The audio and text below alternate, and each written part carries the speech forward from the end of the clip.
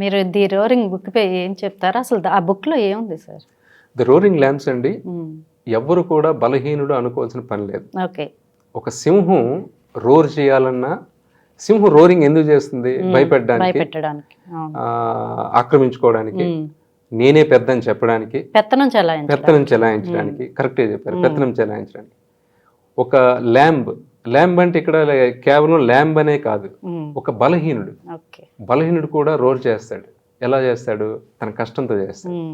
తన ఆలోచన, ఈ రోజు నేను లేచిన తర్వాత 100 రూపాయలు సంపాదించాలి, కింద మీద పడి ఆ యొక్క ఆలోచన చేసి ఎక్కడికి వెళ్తే పని వస్తుంది ఆ మార్గాలు వెతుక్కొని, ఒక్కోసారి వాడి మీద దాడి జరిగితే కనుక వాడు నిలబడి చెప్పగలగాలి. తర్వాత అండి, సింహం అంటే ఏమనుకుంటాం అంటే సింహం వచ్చి డైరెక్ట్గా కొట్టేసి చంపేస్తుంది. ప్రతి 10 సార్లు సింహం వేటకి వెళ్ళేటప్పుడు కేవలం 2 సార్లు మాత్రమే దానికి వేట దొరుకుతుంది. ఇది ఎంతమందికి తెలుసు? మనం ఏమనుకుంటాం సింహం తర్వాత సింహం ఒక్క సింహం వెళ్ళి ఎప్పుడు వేట చేయలేదు. సింహంకి ఎప్పుడు కూడా కొరియోగ్రఫీ కావాలి, పెద్ద అసలు ఒక గుంపుగా వెళ్ళి. అదేంటి సింహం సింగిల్ గా వస్తుంది అని చెప్పేసి డైలాగ్స్ నిజంగా. సింహం ఎప్పుడు కూడా గుంపుగా వెళితేనే వాటికి వేట. ఇంత గుంపుగా వెళ్ళి ఒక్కోసారి 2 రోజులు 3 రోజులు మాటు వేసి, ఎందుకంటే సింహానికి స్టామినా లేదు, బలం ఉంది. దాని అర్థం ఏంటి? మీరు 30 మీటర్ల లోపల మీ యొక్క ఆహారాన్ని మీరు సరి చేసుకుని ఉంచుకోకపోతే మీరు ఆహారాన్ని కొట్టే ఛాన్స్ మీకు లేదు. ఎందుకంటే 30 మీటర్ల తర్వాత సింహం అలసిపోతుంది, ఆ స్పీడ్ పోతుంది. స్పీడ్ పోతే బలం పోతుంది. మీరు 30 మీటర్ల వరకు ఆ లేడీ 30 మీటర్ల దూరంలో పెట్టుకోవడానికి 2 రోజులు ఒక్కోసారి మాటు వేయాలి, గుంపంతా మాటు వేయాలి. ఒకరు ముందు నుంచి రావాలి, ఒకరు వెనక నుంచి రావాలి. తర్వాత మేల్ లైన్ హంట్ చేయదు, ఫిమేల్ లైన్ హంట్ చేస్తుంది.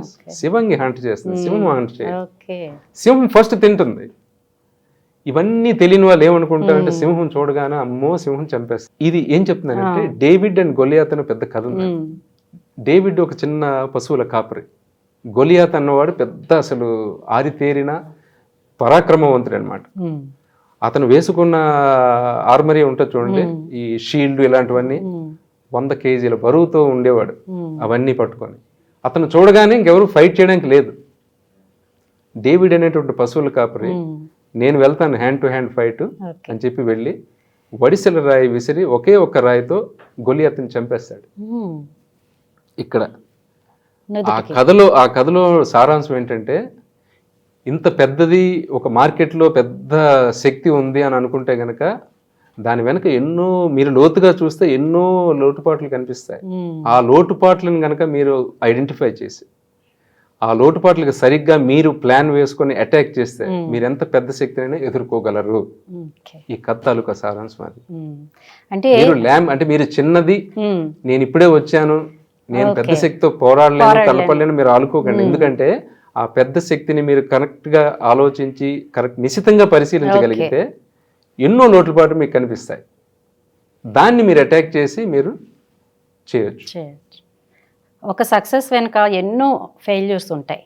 మీ సక్సెస్ వెనుక ఎన్ని ఫెయిల్యూర్స్ చూసారు మీరు? కొల్లలండి, చెప్పలేము. అంటే మీరు వేళ కేవలం నేను ఏది చేశాను అదే చెప్తున్నారు, మాట్లాడుతున్నారు. I think it is part of, నేను ఇందాక అన్నట్టు ఇది కంటిన్యూస్ ప్రాసెస్. ఎందుకు కోవిడ్ టైంలో కూడా నేను దుబాయ్లో ఉంటున్నప్పుడు సడన్గా ఇండియాలో ఈ ఆక్సిజన్ కాన్సన్ట్రేటర్స్ తాలూకా కొరత వచ్చి విపరీతంగా చనిపోతున్నారని చెప్పి ఫారిన్ మీడియా అంతా చాలా బ్యాడ్ లైట్లో మనల్ని చిత్రీకరించి చేస్తున్నారు. అది బాధ అనిపించి, సరే మనం ఏదైనా చెయ్యాలి, మినిమం సేమ్ రేట్ కన్నా మనం ఆక్సిజన్ కాన్సన్ట్రేటర్లు ఇవ్వాలని చెప్పి ఒక 3 కలిసి ఆక్సిజన్ కాన్సన్ట్రేటర్స్ మేము దిగుమతి చేసాం. సుమారు 2 కోట్ల ఖరీదుతో మేము దిగుమతి చేసాం. కరెక్ట్గా లాజిస్టిక్స్లో ఏదో ప్రాబ్లం వచ్చిందో అదొక 15 days లేట్ అయింది. మేము తెచ్చేసరికి కోవిడ్ మాయమైపోయింది. అవన్నీ ఇప్పుడు కూడా ఇంకెక్కడెక్కడో గోడౌన్స్లో ఉన్నాయని చెప్పి కొన్ని ఇచ్చాం, డొనేట్ చేసాము. నేను అంటుంది ఏంటంటే ఇది ఫెయిల్యూర్. కానీ ఇప్పుడు అది ఫెయిల్యూర్ అని చెప్పి మనం నెత్తి నోరు కొట్టుకొని బాధపడితే ఉపయోగం లేదు. ఇక్కడ మనం నేర్చుకోవాల్సింది ఏంటి? ఒక ఆపర్చునిటీ, కోవిడ్ అనేటటువంటి ఒక వేవ్ని రైడ్ చేద్దామని అనుకున్నాం, ఫెయిల్ అయ్యాం. ఇలాంటి తప్పులు ఇంకెప్పుడు చేయకూడదని చెప్పి అనుకుంటూ ప్రయాణం ముందుకు సాగించుకుంటాం. సో ఇలాంటి failures are abundant. And failures లేకుండా మీరు సక్సెస్ని ఎంజాయ్ చేయలేరు, మ్మ్. సక్సెస్ అని చెప్పుకోలేరు. చెప్పుకోలేం. Failures are part of your life. చాలా మంచి విషయాలు చెప్పారు సార్. ఇట్లా ఈ సందర్భంగా మిమ్మల్ని కలవడం మాకు చాలా హ్యాపీగా ఉంది. Thank you very much. Thank you so much, Anna, and you are doing a good job. Thank you. T1 is doing a fantastic job. I think I heard 10 million subscribers అయ్యారని చెప్పి. రీసెంట్గా.